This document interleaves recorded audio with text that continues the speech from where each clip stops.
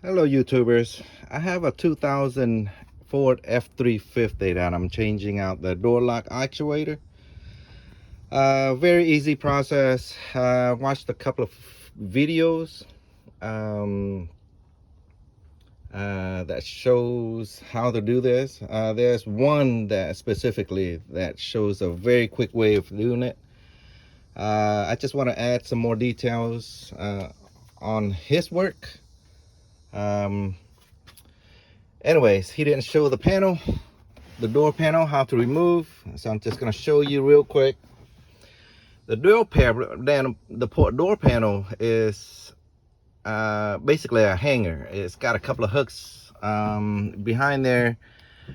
So basically, once you take the two bolts out, it's gonna slide up and out. Of course, to be able to take the panel out, you got to take this piece off. So that's where it's holding the door switch and the lock switch. Here it is, right here. This is what you're gonna have to remove before you can take the panel out. So basically, you're gonna take a little pry tool and pry the front off, up like so, and it just kind of comes up like so. So on the back there, you can see it's a little hook that it kind of hooks into the back.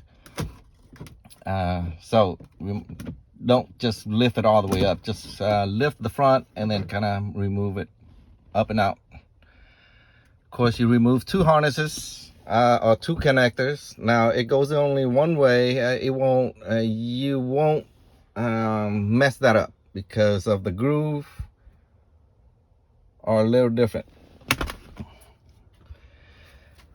And also you're gonna move this piece right here, where it's right here on the door trim. Basically, you kind of pop it towards you and it'll come off. There's the two snap clips. And then you move two, well, it's supposed to be a 7mm bolt, but then there was only one for this door panel. So one here. Once you pop the panel that holds the switches, there's a bolt right there, and one behind the light cover right there. So to remove the light cover, there's a little lock tab right there, and it goes like so. Basically, you put a screwdriver in there and you unlatch that tab, but be careful not to do it too hard. You might break that tab right there. So once you pop it out, you'll see that bolt inside there. That's the only two that holds the door panel in place. Other than that, it's basically hooks in the back. Several areas. Basically, you just kind of push the door panel upwards and it'll unhook everything. Once you remove it, of course, you gotta unhook the light switch. This is definitely not it. The light switch is right here. Of course, this one is damaged. It was unhooked already. You just turn it counterclockwise and it'll come off. I believe one video says that. Now I kind of removed this already. This is the new actuator. I just want to show you how. The only thing that's holding the whole actuator into the unit is this little lock tab right here, and it's orientated like so in the inside. So when you go in there, the other guy mentioned that groove. That groove inside the lock, inside the latch right there, you just stick your ice pick inside that groove and press against it. So basically what you're doing,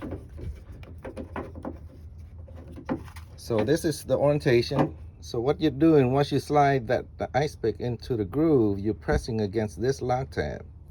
So once you press it, you push the whole mechanism, the whole actuator away from you, from where I'm standing. So once you press that, you press you slide it away from you. Now this pin right here is where all the magic happens. This is actually hooked on to that little hole. Now this latch, well, the other videos is telling you to remove this latch. You don't have to, but it's easier to work around if you remove that. But that's your preference. But this rod is actually for the door lock tab right here, so it goes up and down like so.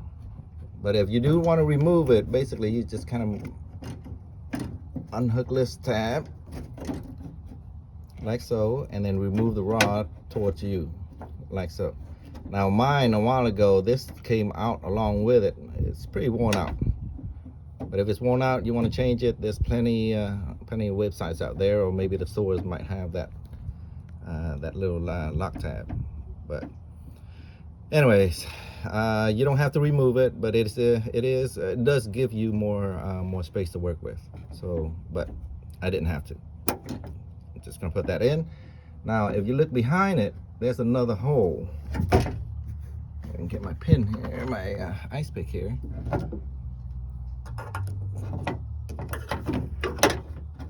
That hole right there,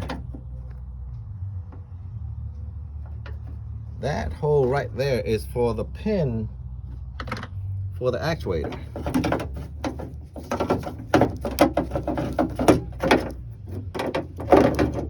Oh. So that pin right there will go into that hole. If you can see on this side where the lock tab for the actuator is, there's a groove. Well, inside there's an L-shaped groove. You're gonna have to slide this into that. It's basically a metal bracket. It's hard to see from this video. Where is it? I don't think I can be able to show you where it is,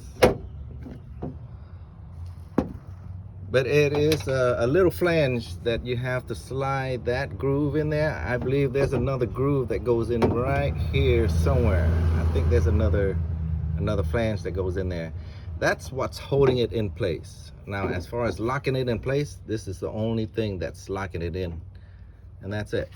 Of course, if you flip it upside down, you can unhook the connector from here. It's basically, you just kind of pry it up and then slide it out, and that's it. Okay, I just want to throw out the video. Very easy. Took me about 5 maybe 10 minutes to get all this unhooked and replace the, well, I'm about to replace it, but probably about 10 minutes to get everything replaced. Very easy to do. Some other videos will tell you to change, well, to remove 3 bolts here, remove the latch, the whole mechanism out into the open. And then of course some videos, well, and of course they tell you to remove the door handle. That's unnecessary. You don't have to do all that. All right, that's about it. Ignore this wire. It's supposed to be tucked underneath this rod, but seems like somebody got into it before and they had it above the rod. This, I believe, is supposed to hook right here. I'm not sure, but like I said, it's too much of a hassle because the wire kind of splits into 2 and snaps into something else behind it, but I'm not gonna bother doing that. I'm just gonna leave it as it is. Doesn't seem like it's gonna hurt anything. So all right, well, good luck you guys. Just want to give you an update or a little bit more detail on how I removed it. Of course, thankfully I found the other video where this guy gave a quick tip on how to remove it without doing all the other stuff. So all right, okay, good luck to you guys.